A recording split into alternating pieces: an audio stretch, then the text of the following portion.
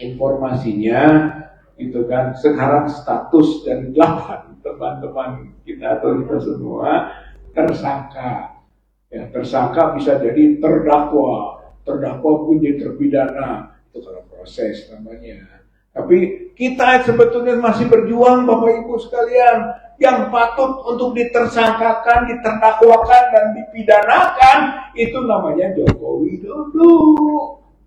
Gitu. Karena dia yang pertama kita angkat sebagai orang yang tidak fair, tidak jujur, banyak bohong.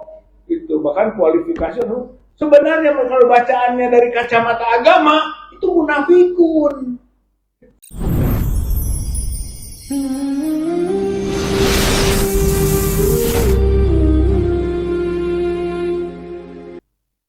Nah, Bapak Ibu yang saya hormati, artinya amal tinggi itu satu iman kepada Allah.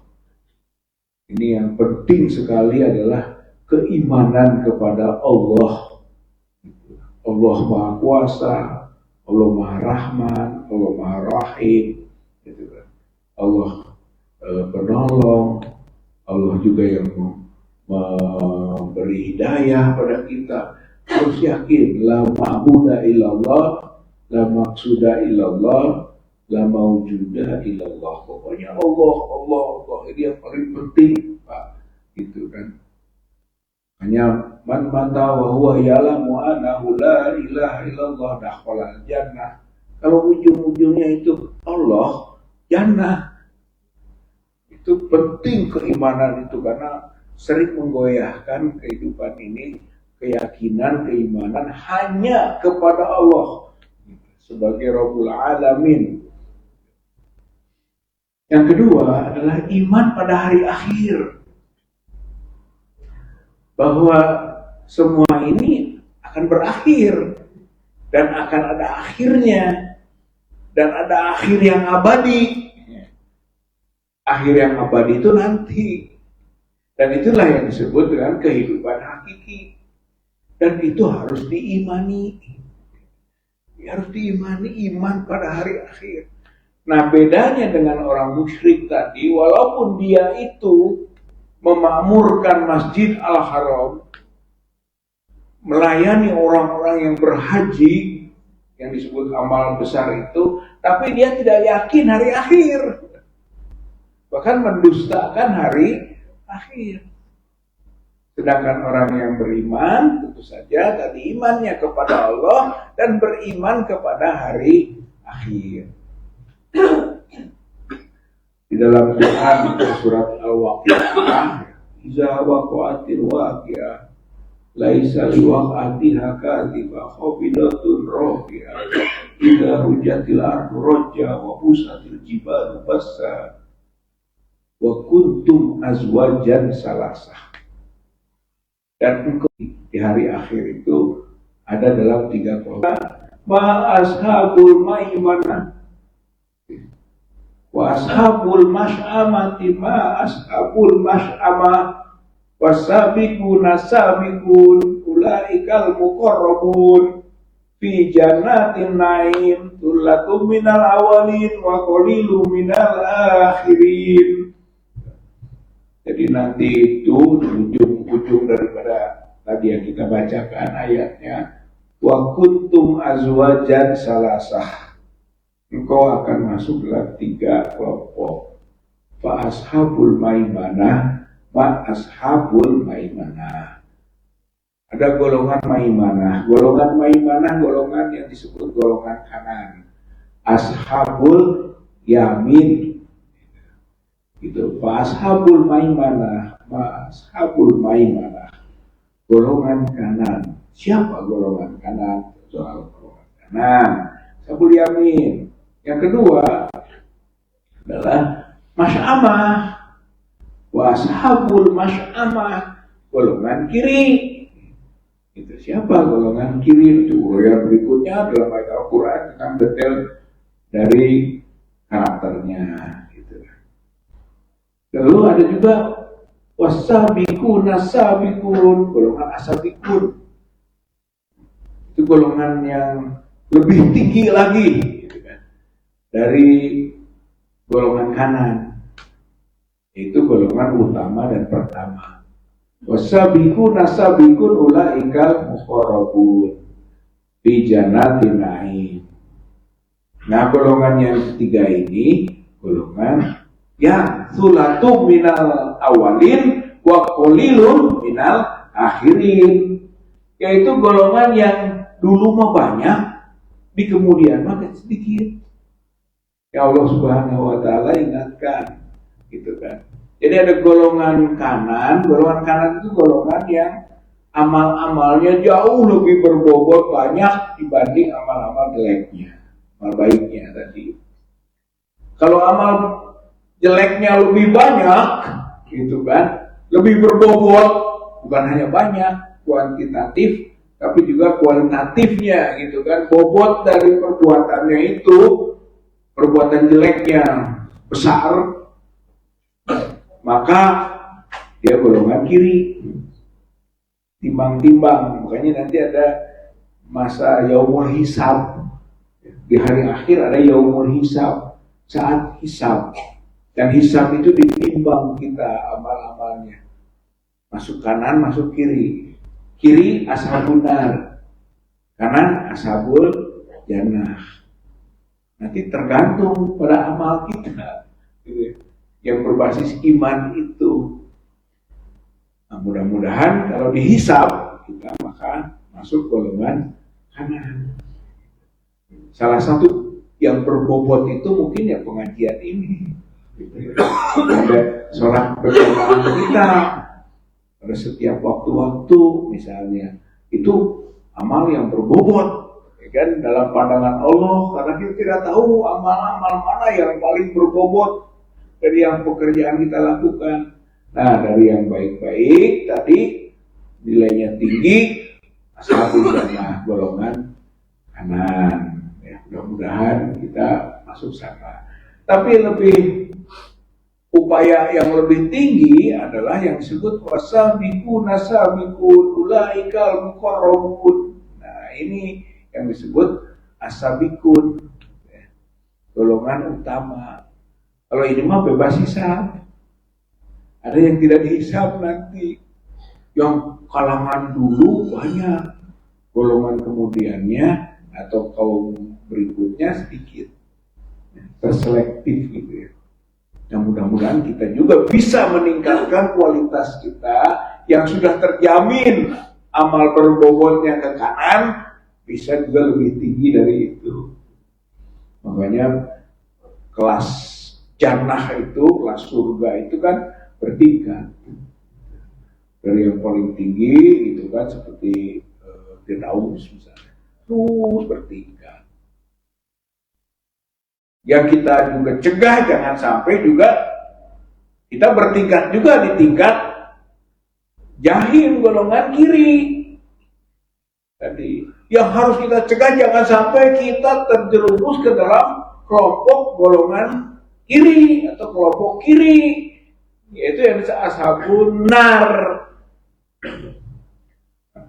Kita karena harus iman hari akhir. Hari akhir itu akan kemana kita ini, gitu kan?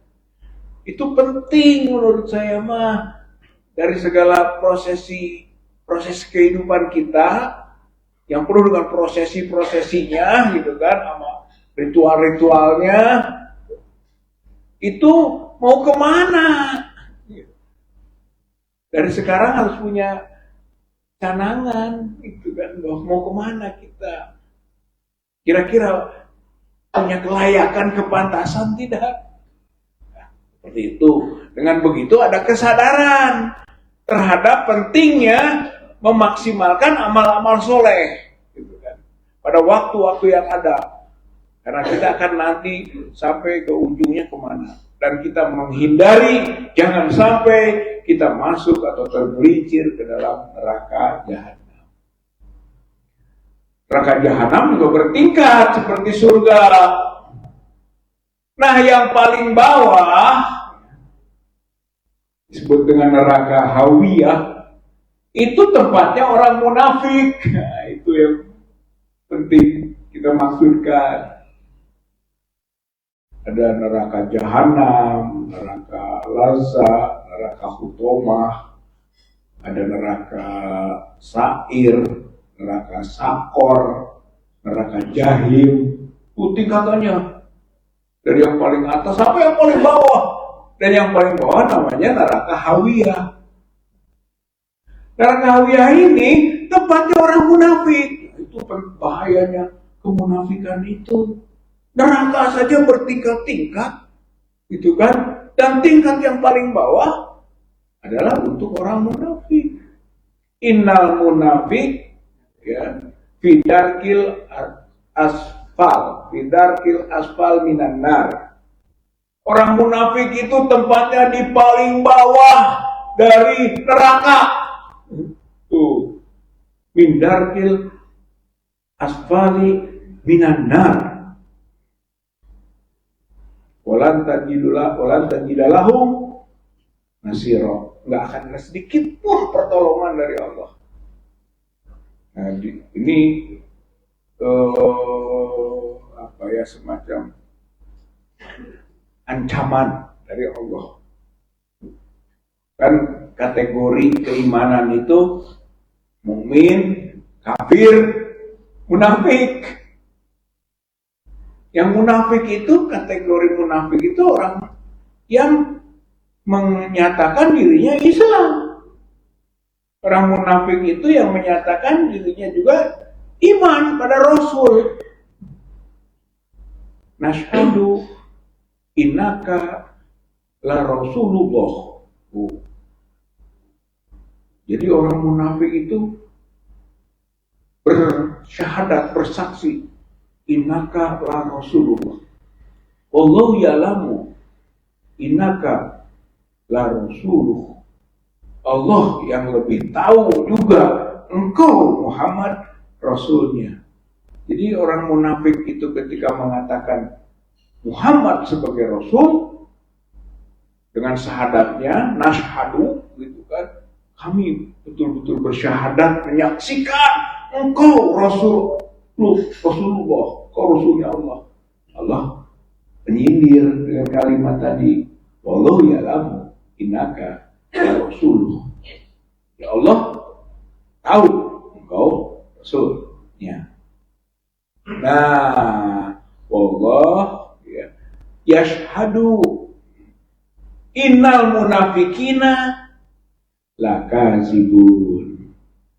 Allah bersaksi di situ, sesungguhnya orang munafik lakazibun, orang yang pembohong. Lamnya taukid itu, lam-lamnya taukid semua itu. La Rasulullah, la Rasuluhu, la kazibun. Lam-lamnya taukid itu, lam yang pasti namanya, yang tidak bisa diragukan lagi. Jadi orang munafik yakin benar bahwa Muhammad Rasulullah. Allah yakin benar dalam sindirannya bahwa Muhammad itu Rasulnya. Dan akhirnya Allah dalam bentuk kesaksiannya, yashhadu innal munafikina la kazibun. Lanya di sini tadi yang disebut dengan lam taukid itu. Benar-benar engkau pendusta. Orang-orang munafik adalah orang yang benar-benar pembohong. Gitu. Innal munafikina la kazibun. Nah, karena materinya munafik kali ini, ya, itu udah tahu aja kemana gitu. Tapi maksudnya, Bapak Ibu, munafik itu dari kata nafak, ya. Nafak itu terowongan. Kalau kita ke Mekah itu kan banyak terowongan. Dan nafak King Fahad nafak, atau King Abdul Aziz nafak, Malik Abdul Aziz nafak. Itu nafak itu terowongan. Terowongan itu ada dua ujung, ya, masuk keluar kan. bulat-bulat lah, namanya terowongan. Itu nafak itu. Nah makanya di dalam hadis Rasulullah SAW itu ditegaskan, inna min syarrin nas zal wajhain, kan? Ya'ti haula'i biwajhin wa haula'i biwajhin. Jadi orang yang disebut sejelek-jelek manusia yang dua wajah, yang sering kita singgung ini, dua wajah, datang ke satu kaum dengan satu wajah, datang ke kaum lain dengan wajah yang lain. Itu konteks nafak. Terowongan itu dua bolongnya, gitu. Wajhain, dua wajah. Di sana, lain-lain, gitu. Tergantung situasi, tergantung kondisi, tergantung lingkungan. Makanya disebutnya inna min syarrin nas, sesungguhnya sejelek-jeleknya manusia, zal wajhain, yang punya dua wajah. Ya'ti haula'i biwajhin wa haula'i biwajhin. Jadi dari satu pintu masuk terowongan lain beda nafak, itu munafik. Makanya tadi disinggung, sesungguhnya Allah paling tidak suka pada orang yang munafik. Orang munafik itu orang muslim itu, gitu kan. Orang yang menyatakan dirinya Islam bukan berarti orang yang tidak Islam. Kalau yang tidak Islam kategorinya adalah kafir, sudah jelas. Itu masuk kelompok yang salah satu tadi. Nah, kafir itu munafik itu bisa dari munafik etikodi. Nah, yang dimaksud tadi innal munafikina lakazibun, sebetulnya esensinya, nah Allah tegaskan kemunafikan di dalam etikodi. Seperti Allah sangat tahu bahwa orang itu sebenarnya hatinya itu memang tidak berada di ruang keagamaan Islam gitu kan. Satu, itu itikodi. Yang kedua, lisani, yang bohong, omongan. Gitu. Jadi ada itikad, ada lisan. Yang ketiga, amal. Ada munafik amal juga, seperti dimasukkan surat As-Saff, ya kan? Ya ayyuhalladzina amanu lima taquluna ma la taf'alun. Itu kan kabura maqtan indallahi an taqulu ma la taf'alun. Itu amal itu. Jadi kenapa kau mengatakan sesuatu yang tidak kau amalkan? Itu namanya dengan kemunafikan amali. Itu tingkat amal. Kalau yang lisani, yang lisan yang bohong, itu memang sesuai dengan hadis Rasulullah. Ayatul munafik salatun. Ayat munafik, cirinya orang munafik 3. Idza hadatsa kadzab. Kalau ngomong bohong. Tuh, itu yang disebut dengan lisani, ya gitu kan. Jadi kemunafikan lisan. Kalau ngomong bohong. Idza hadatsa kadzab. Wa idza wa'ada akhlaf. Kalau dia mengumbar janji, itu juga sebenarnya lisan juga.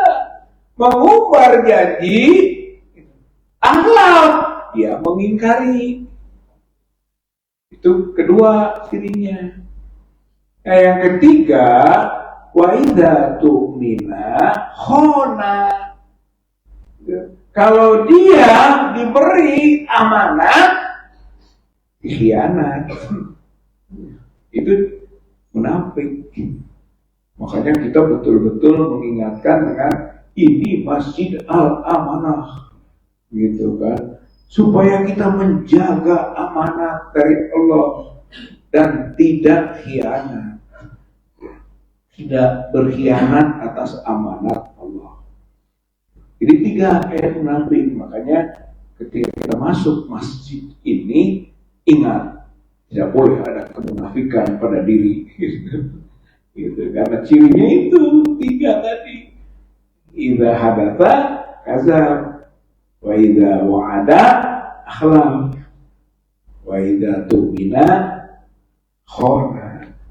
Itu ciri kata, itu hadisnya Bukhari Muslim muttafaqun alaih. Jangan diragukan tentang kesahihannya, gitu ya, tentang karakter itu. Jadi Bapak Ibu yang saya hormati, yang mudah-mudahan Allah Subhanahu wa taala selalu meluruskan hati kita dan menjaga lisan kita serta konsisten dengan amal-amal kita agar dijauhi dari karakter yang disebut karakter orang-orang yang munafik, gitu ya. Intinya seperti itu ya Bapak Ibu yang saya hormati. Nah, yang tadi ngaji, yang kedua informasi. Ya, ngajinya sudah intinya, esensinya kan, gitu ya. Mudah-mudahan kita tidak menjadi orang yang munafik. Karena itu fidarkil asfal, gitu kan, minanar, di paling bawah, paling rendah, paling gelap, paling sakit, paling berat, munafik. Dengan 3 karakter tadi. Nah, konteks informasinya, ya, yang terakhir berita, ada pertemuan, gitu kan, teman-teman dengan apa yang disebut dengan tim, ya, tim percepatan reformasi, yang semua Bapak Ibu tahu bahwa teman-teman kita semua bagian itu walk out. Karena apa? Karena memang ada penetapan yang ditetapkan status sebagai tersangka. Padahal tersangka itu ada tersangka baik, ada tersangka buruk. Seperti berprasangka baik, berprasangka buruk. Tidak semua tersangka buruk, tersangka baik tidak ada, gitu kan, berprasangka baik. Nah, kemarin pada waktu bertemu dengan Nisa, yang katanya berstatus tersangka tidak boleh ikut. Waduh, kita dinyatakan tidak boleh ikut. Yang kebetulan hadir 4 orang yang tersangka, ya. Pak Roy, Pak Rismon, Bu Diva, saya 4 orang langsung dikategorikan nggak boleh ikut. Padahal di dalam hukumnya Bapak Ibu sekalian ada yang disebut dengan presumption of innocence. Prasangka tadi, praduga tidak bersalah. Seseorang itu kalau belum dihukum, itu harus diduga tidak bersalah. Itu asas hukum itu. Jadi tidak bisa mengklasifikasikan orang salah dengan sekedar sangkaan. Nggak boleh. Bahkan dalam Islam apalagi kan, berprasangka buruk tidak boleh kepada sesama. Apalagi. Jadi begitu, tidak boleh. Karena tidak boleh, akhirnya karena sudah hadir, katanya bolehlah hadir, ikut, tapi nggak boleh ngomong. Tuh, duduknya di belakang. Itu kata Prof. Jimli gitu. Duduknya di belakang, setelah itu tidak boleh ngomong. Itu pengemilian, itu lebih parah lagi. Akhirnya kita runding-runding, daripada di belakang tidak ngomong, bengong gitu kan, hanya mendengarkan ngomong gitu. Akhirnya belum lagi omong-omong lagi nanti isinya, dia udah keluar saja, keluar gitu kan. Yang kemudian disebut dengan walk out. Ikutlah banyak tokoh-tokoh gitu kan, ikut keluar.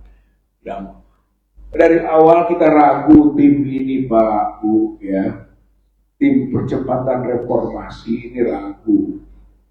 Bagaimana mau mereformasi kepolisian kalau di dalamnya itu masih ada tokoh-tokoh yang merusak kepolisian.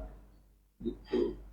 Tito, Istio, Ilham, kemudian ada lagi juga kemarin itu ada Oto Hasibuan, pengacaranya Jokowi. Pengacaranya Jokowi boleh ikut, kita gitu kan tidak boleh ikut, nggak fair. Tapi emang itulah gambarannya. Akhirnya mungkinkah kepolisian direformasi oleh orang-orang yang memang merusak kepolisian? Itu pertanyaan utamanya. Dan ternyata betul, kemarin tim percepatan reformasi itu seharusnya mendengarkan masukan-masukan dari manapun, dari siapapun tentang bagaimana yang terbaik untuk reformasi kepolisian itu. Dengarkan. Apalagi dari pihak-pihak yang punya masalah gitu kan, atau dianggap bermasalah. Sehingga pasti punya masukan-masukan yang banyak tentang perbaikan di instansi. Tapi nggak boleh. Ya sudahlah, selesai. Namun yang saya maksudkan, di saat itu kebetulan ada momen untuk menyerahkan buku. Nah, saya serahkan buku, ini informasinya. Bukunya ini yang diserahkan. Apa ini ya? Publik yakin ijazah Jokowi palsu. Saya serahkan buku ini, termasuk juga dengan buku Jokowi's White Paper, yaitu Pak, 3 orang itu kan tadi tersangka semua itu, Pak Roy, Pak Rismon, kemudian Pak Butipa. Nah, mereka menyerahkan 1 buku, saya juga menyerahkan buku. Gitu. Nah, bukunya ini, publik yakin ijazah Jokowi palsu. Yakin ijazah Jokowi palsu. Kalau saya atau teman-teman atau mungkin kita semua juga itu sudah punya keyakinan penuh bahwa ijazah itu palsu. Nah, ketika sesuatu yang palsu disebut asli, namanya bohong. Orang yang bohong namanya munafik. Kepemimpinan yang paling berbahaya di negeri ini adalah kepemimpinan kaum munafikin. Sebetulnya itu yang menjadi warning ya, sekaligus atensi kita semua. Nah, saya serahkan buku ini. Alhamdulillah Pak, Bu, ini buku ini sudah serahkan ke berbagai, termasuk presiden. Presiden Prabowo itu sudah dapat ini. Baca Pak Prabowo, baca gitu. Kenapa kok rakyat sebagian lah kalau nggak semua kok yakin ijazah Pak Jokowi itu palsu? Itu serahkan baik melalui setnek atau yang langsung ke Hambalang, 2 jalur. Presiden sudah. Itu urusannya dengan Kapolri. Kapolri sudah kita beri, baca Pak Kapolri. Pak Kapolri baca. Kenapa publik yakin ijazah Jokowi palsu? Baca Pak Kapolri. Ke Irwasum serahkan 1. Kemudian ke anggota DPR serahkan melalui Pak Heriawan. Pak Ahmad Heriawan ini ketua BAM, Badan Aspirasi Masyarakat BAM. Dia terima kita, kemudian diserahkan buku DPR ke anggota DPR. Anggota DPD juga minta katanya buku ini, benar nggak isinya? Pak, ingin dipelajari? Mangga, 30 buku kita serahkan ke DPD. Kata anggota DPD, Pak Rijal, BIN, Badan Intelijen Negara, BIN minta 5 buku, serahkan 5 buku, pelajari, mangga, buka fair. Supaya orang tahu atau instansi ataupun siapapun tahu. Nah, kemarin tim reformasi, mangga, awas Pak, gitu kan. Kenapa kita punya keyakinan? Itu bukan sekedar yakin-yakinan begitu saja, ada analisisnya. Kalau analisis digital forensiknya, itu kompetensi dari Roy Suryo dan Pak Rismon. Bukunya tebal, 700 halaman analisis ilmiah. tentang palsunya ijazah Joko Widodo. 700 halaman.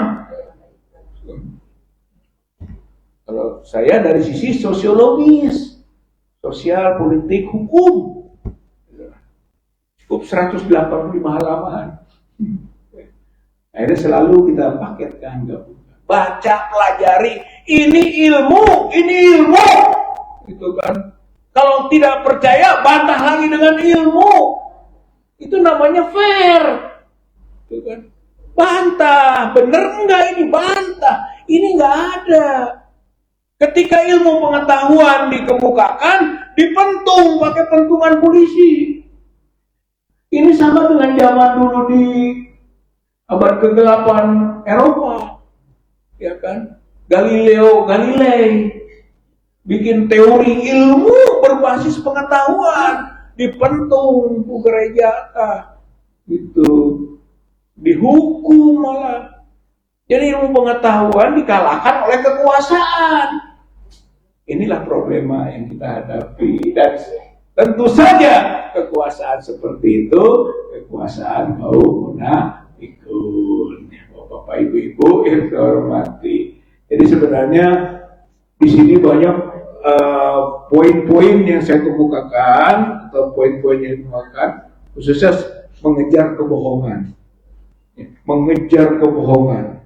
Bahkan ada membongkar kemunafikan.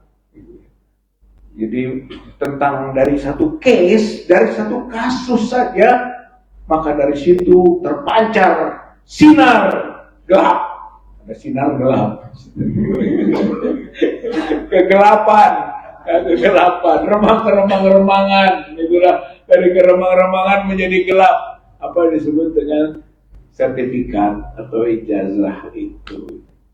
Jadi Bapak Ibu yang saya hormati, informasinya itu kan sekarang status dari 8 teman-teman kita atau kita semua tersangka. Ya, tersangka bisa jadi terdakwa pun jadi terpidana, itu kalau proses namanya. Tapi kita sebetulnya masih berjuang, Bapak Ibu sekalian, yang patut untuk ditersangkakan, diterdakwakan dan dipidanakan itu namanya Joko Widodo. Gitu. Karena dia yang pertama kita angkat sebagai orang yang tidak fair, tidak jujur, banyak bohong. Itu bahkan kualifikasi sebenarnya kalau bacaannya dari kacamata agama itu munafikun. Itu yang kita maksudkan ya. Nah jadi jabatannya tinggi, mulia, itulah kemuliaan. Sebenarnya Allah sudah beri posisi yang mulia, yang tinggi, yang bagus, gitu kan. Tapi karena kemunafikan, maka kemuliaan itu menjadi rontok.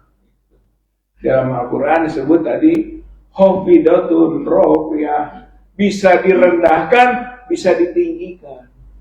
Bahkan Allah memuliakan dan Allah menghinakan. Makanya imannya harus kepada Allah, bahwa sebetulnya yang bisa memuliakan dan bisa menghinakan itu Allah Subhanahu wa Ta'ala. Dan itu yang kita yakini dalam semua kehidupan kita ini. Jangan sampai terkecoh oleh sesuatu yang sifatnya sementara, gitu ya. Pandangan yang sifatnya pragmatis, wah saya mulia karena saya punya jabatan tinggi, belum tentu. Mungkin Allah akan merendahkan derajat seseorang dengan ketinggian jabatan. Supaya apa? Supaya jatuhnya sakit. Kalau orang jatuh dari sini ke sini tidak sakit. Tapi kalau jatuhnya coba dari tingkat 20, jatuh, sakit tidak? Mati. Gitu ya, sudah sakit mati. Jadi harusnya kita selalu mengukur dalam proses kehidupan ini, kalau ada sesuatu yang Allah beri amanah, itu apakah akan kita jaga atau tidak? Kalau kita jaga, itu adalah wasilah derajat tinggi di sisi Allah. Tapi kalau kita tidak bisa menjaganya, memang untuk dijatuhkan dari tempat yang tinggi itu. Jadi begitu ya Ibu Bapak sekalian. Jadi hari ini tegang semua. Materinya materi tegang. Tidak ya Bapak Ibu yang saya hormati, insya Allah makanya mudah-mudahan kita semualah yang berada di ruang amanah ini mampu menjaga amanah dari Allah Subhanahu wa Ta'ala sehingga kita bisa selamat hidup di dunia maupun di akhirat. Ya selamat sampai ke jannah nanti. Tanda-tanda sudah Allah berikan seperti orang yang mukmin ada tanda-tandanya, orang yang kafir ada tanda-tandanya, orang yang munafik ada tanda-tandanya. Ya, kita juga ini sudah ada tanda-tandanya menjadi orang yang beriman. Mukmin wal mukminat ba'duhum awliya'u ba'din. Mari kita bahu membahu antara satu dengan yang lain karena hakikatnya kejamaahanlah yang bisa membawa kita masuk ke dalam surga berombongan. Ya, itu kan surat Az-Zumar itu kan bahwa masuk jannah itu berombongan. Jadi insya Allah ya kita berkumpul berjamaah melakukan amal-amal jama'i. Ya, kalau kita berjamaah maka kita melakukan amal-amal jama'i, amal-amal berjamaah. Itu saja Bapak Ibu yang saya hormati, yang yang bisa disampaikan. Mudah-mudahan Allah Subhanahu wa Ta'ala melindungi kita dalam rangka memperjuangkan kebenaran, kejujuran, keadilan dan mengangkat harkat martabat keagamaan kita. Jangan sampai umat Islam ini selalu dikepinggirkan, ya, selalu berada dalam posisi yang tidak menentukan. Ayo kita berjuang bersama untuk itu. Rabbana la tuzigh qulubana ba'da idh hadaitana wa hab lana min ladunka rahmah innaka antal wahhab. Rabbana la tu'akhidna in nasina wa akhtana Rabbana wa la tahmil alaina isran kama hamaltahu ala alladziina min qablina Rabbana wa la tuhammilna ma la taqata lana bih wa'fu 'anna waghfir lana warhamna anta maulana fansurna 'alal qaumil kafirin. Allahumma inna nas'aluka imanan kamilan wa yaqinan shadiqan wa lisanan zakiran wa qalban khashi'an wa taubatan nasuha wa taubatan qoblal maut wa rohatan indal maut wa maghfiratan ba'dal maut wal afwa indal hisab wal fawza bil jannah wa najata minan nar. Rabbana atina fid dunya hasanah wa fil akhirati hasanah wa qina azabannar wa adkhilna jannata ma'al abrar ya aziz ya ghaffar ya rabbal alamin. Subhana rabbika rabbil izzati amma yasifun wa salamun alal mursalin walhamdulillahi rabbil alamin. Wassalamualaikum warahmatullahi wabarakatuh.